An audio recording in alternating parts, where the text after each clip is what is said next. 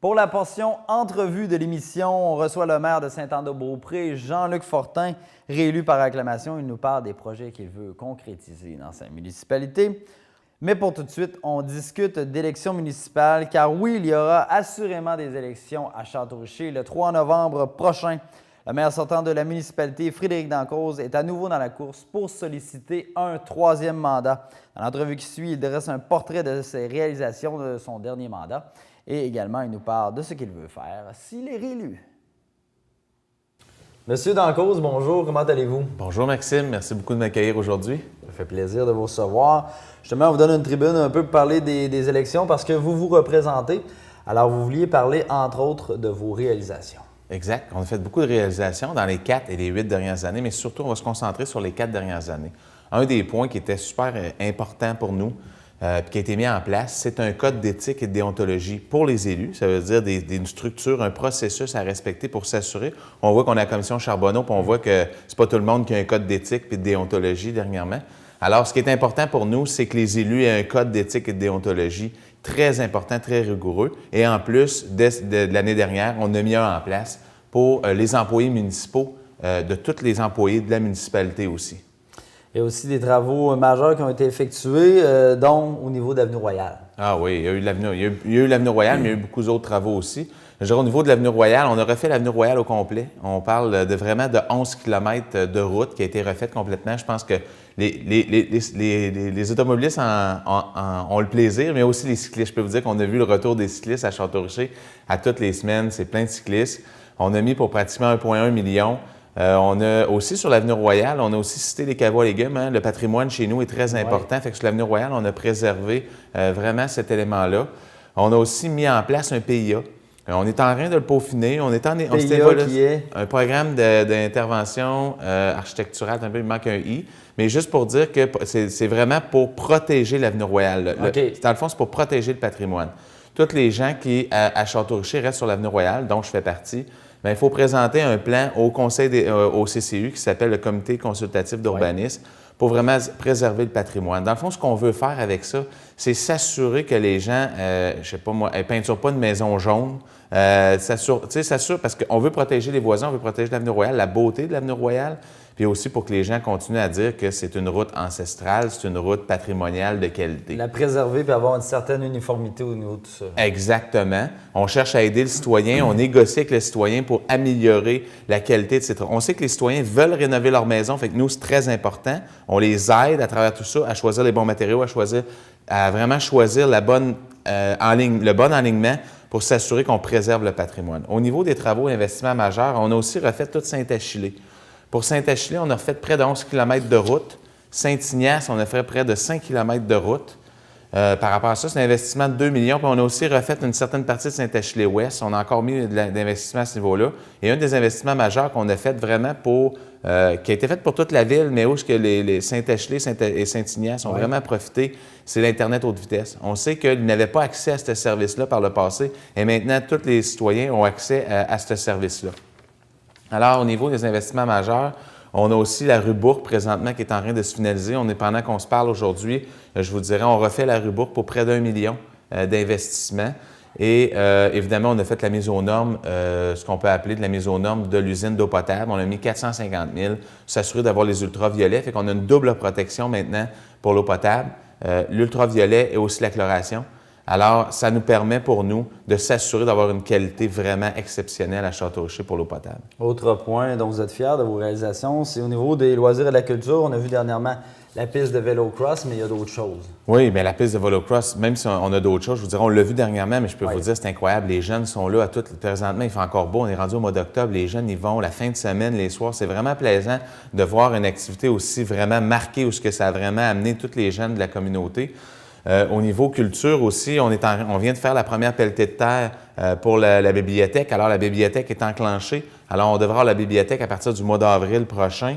On a aussi créé, la semaine prochaine, il y aura une inauguration pour le parc Oasis des Jardins dans le coin de La Fortune, la rue Haute. Dans ce coin-là, on a créé un parc vraiment de régional juste pour eux. Un parc vraiment là, de secteur local, vraiment pour ces gens-là. On a aussi instauré une fête d'hiver qu'on n'avait pas avant. Fait qu'on a une fête d'hiver maintenant à Château-Richer. On a ajouté une semaine supplémentaire pour les jeunes au camp de jour l'été, ce qui fait qu'avant, on était 6 semaines, 7 semaines. Ça enlève de la pression aux parents, aux jeunes familles, d'avoir une semaine de plus l'été pour les vacances, pouvoir préparer leurs vacances. Puis je dirais, une des ententes qu'on est fiers aussi avec la commission scolaire, on a fait une entente avec la commission scolaire pour pouvoir partager leur plateau à l'école au niveau primaire. Ils peuvent prendre nos plateaux, on peut prendre les leurs. Ce que ça fait, c'est qu'on n'aura pas besoin d'investir dans d'autres équipements locaux. On peut utiliser. Fait que ça, c'est au niveau des loisirs, de la culture, très important. Là, des installations. Un partage des installations, des infrastructures qui se fait à Château-Richer. Alors, c'est très intéressant pour la communauté. Maintenant, qu'est-ce que vous proposez pour les années qui s'en viennent? Qu'est-ce que vous voulez faire à Château-Richer? Bien, qu'est-ce qu'on fait? Bien, première des choses, on veut continuer à s'impliquer. Au niveau de l'implication, on a 7 enjeux majeurs, qui est toujours sous le signe du développement durable. Vous savez qu'au niveau de la MRC, on a développé un plan de développement durable. La Ville de Château-Richer veut faire la continuité du plan de développement durable, mais vraiment localement. Fait que tous nos enjeux ont le plan de développement durable à cœur. Là, on a 7 enjeux. Dans les 7, on a les finances, les loisirs, la revitalisation du centre-ville, les infrastructures, la sécurité, l'accès aux fleuves et la relation citoyenne. Dans le fond, vous avez vu tantôt, j'ai énuméré beaucoup de travaux qu'on a faits, beaucoup d'investissements qu'on a faits. Souvent, les gens disent investissement veut dire compte de taxes élevé, ce qui est faux. Dans le fond, c'est que, première des choses, on est allé chercher beaucoup de subventions. Dans toutes les interventions qu'on a parlé tantôt, on est allé chercher pour près de 6,5 millions de subventions. Fait que c'est énorme, sur à peu près 8,5 millions. Fait qu'il y a un 2 millions que c'est nous qui payons, mais sur quand même un investissement de pas loin de 8,5 millions. Fait que ça, on va continuer à aller chercher des subventions pour vraiment baisser la facture fiscale des citoyens. On s'entend, puis on veut vraiment promettre aux gens que ça ne sera jamais en haut de l'inflation au niveau des hausses de taxes. On va essayer de minimiser toujours pour garder un pouvoir d'achat pour les citoyens. Ça, c'est important pour nous. Les loisirs, on parlait de BMX, mais on veut augmenter l'offre aussi. On sait qu'on va avoir près de 250, peut-être 300 nouvelles maisons avec le dézonage à Château-Richer. Alors, on va avoir beaucoup de jeunes familles. On a déjà commencé à avoir beaucoup de jeunes familles et on continue. Alors, ça va nous prendre des infrastructures pour accueillir ces gens-là. On a déjà commencé avec la piste de BMX, le terrain de soccer, on parle de terrain de tennis, terrain de volleyball. On veut refaire le site des loisirs, pas le site, mais le bâtiment des loisirs. Fait qu'on veut vraiment restaurer, amener ça au goût du jour. On a des plans d'eau aussi qui vont être aménagés pour les jeunes, vraiment ce qu'on appelle là, des projets d'eau, dans le sens des champignons d'eau, ces choses-là, parce qu'on a la piscine. Des jeux d'eau, ces choses-là, au niveau des loisirs. Évidemment, au niveau régional aussi, ce qui est important pour nous, c'est qu'on veut continuer à privilégier la piscine et le terrain de soccer synthétique au niveau régional. Pour nous, c'est important, oui, local, mais régional, de continuer à promouvoir ce projet-là au niveau des infrastructures locales pour aider nos citoyens à avoir des infrastructures de proximité. Au niveau de la revitalisation du centre-ville, ça, c'est un projet qu'il faut vraiment mettre de l'avant encore plus. Ça fait partie de notre planification stratégique.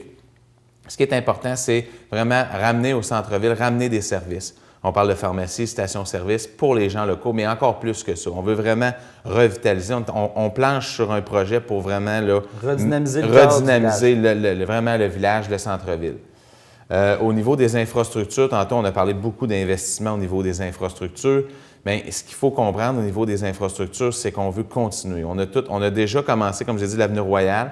On va continuer les mises aux normes au niveau des égouts, au niveau de l'avenue Royale. On a refait l'infrastructure, l'aqueduc est bon.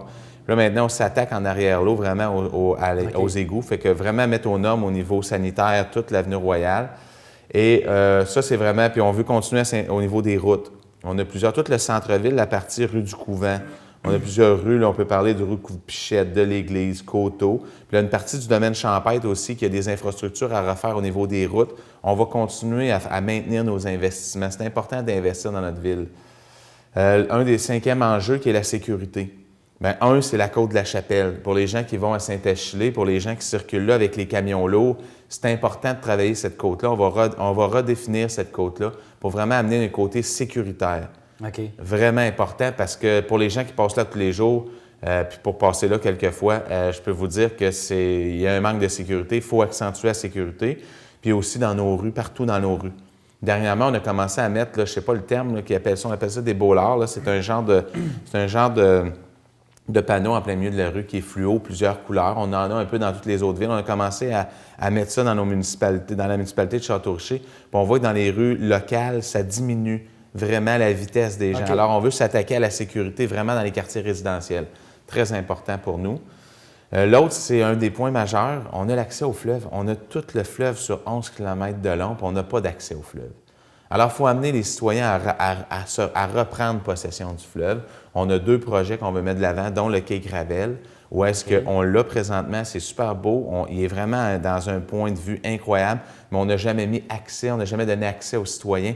Là, on veut ramener l'accès, puis on a aussi le parc des Riverains, où est-ce que ça, c'est un parc super intéressant qu'il faut mettre vraiment l'accent pour les jeunes familles, même on parle de toute la famille en général, les personnes âgées, les grands-parents qui veulent y aller avec les enfants, vraiment un parc là, qui est vraiment sur le long du fleuve. Il faut redonner le fleuve aux citoyens. Et mon dernier enjeu, qui est la relation citoyenne. C'est un terme qui est pas mal à la mode, mais je veux dire, on veut le rendre plus loin. Dans le fond, la relation citoyenne, c'est vraiment, oui, on a des séances du conseil à tous les mois, mais on voudrait peut-être introduire un déjeuner avec les élus, mettons, aux 6 mois, l'année, puis vraiment que la population vienne là avec un genre de petit buffet, là, puis qu'on puisse poser des questions aux élus, déjeuner avec les élus, vraiment amener... Échanger, pas juste une fois par mois arriver au conseil de ville. On veut vraiment amener un sentiment de dynamisme plus près. On veut avoir un site Internet beaucoup plus interactif, que les gens puissent donner leurs commentaires, même s'ils veulent donner un commentaire, que ce soit constructif ou négatif, pas grave, pour avoir un site Internet qui prend les plaintes pour pouvoir régler les plaintes le plus rapidement possible.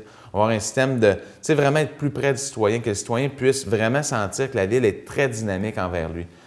On a déjà, tu sais, au niveau de la relation citoyenne, on s'implique beaucoup au niveau communautaire. Hein. On s'implique dans un reflet, on s'implique juste avec la fabrique à toutes les années pour le marché aux puces. Vous avez vu l'implication, on a fait cet été, on a vraiment participé à la petite séduction. On voulait vraiment faire connaître les citoyens de Château-Richer, vraiment notre culture, notre patrimoine, on voulait le faire, fait qu'on a participé à ça.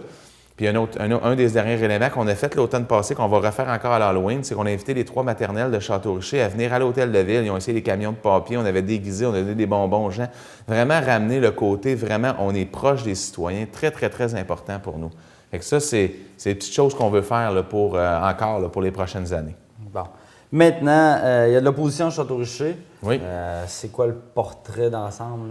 Bien, ce qu'il faut comprendre, c'est qu'on a tellement eu un bon bilan qu'évidemment, on a très peu d'opposition. Évidemment, il y a moi comme maire qui a de l'opposition et il y a une conseillère. Hein. Fait qu'on comprend que ça, c'est correct, ça fait partie de la démocratie puis c'est normal. On a plusieurs à l'intérieur de ça qui ont été élus pour leur première fois sans opposition. On a Nancy Laferrière puis on a Marc-André Paulin. On a aussi 3 autres conseillers qui ont été réélus. On a M. Claude Jobidon, on a Peter Bergeron, puis on a aussi Julie Gariepi qui ont été réélus sans opposition. OK. Fait qu'à ce niveau-là, il n'y a pas de problème. Je vous dirais, la personne qui s'oppose à moi, c'est M. Véraud. C'était celui qui s'est opposé à moi en 2009, qui était de l'équipe à M. Jean-Guy Cloutier par le passé, qui s'est opposé à moi en 2009, que j'ai battu à peu près par 300 voix. M. Véraud se présente avec aucune équipe. Mais c'est ça. Moi, nous, ce qu'on a à proposer, c'est vraiment un plan, vraiment un plan d'équipe. Ça, c'est important. Là. Donc, rapidement, en terminant, M. Dancause, pourquoi on voterait pour vous le 3 novembre prochain? Bien, c'est pour tout ce que j'ai dit là, pour les réalisations. Dans le fond, c'est que nous, ce qui est important, c'est le compte de taxes reste le plus bas possible, mais toujours investir dans notre municipalité. 2, c'est le bilan qu'on a fait depuis 8 ans. Le bilan est d'une qualité. 3, on est une équipe. Je pense que ça, c'est un élément important qu'il faut comprendre au conseil de ville. C'est qu'on n'est pas là pour se diviser. On est tellement petit, une petite municipalité de 4000 habitants, on ne peut pas commencer à chicaner tout le temps.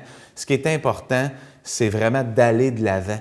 C'est vraiment d'aller un plus loin encore. Puis je vous dirais, notre slogan pour la campagne, c'est « Ensemble, bâtissons l'avenir ».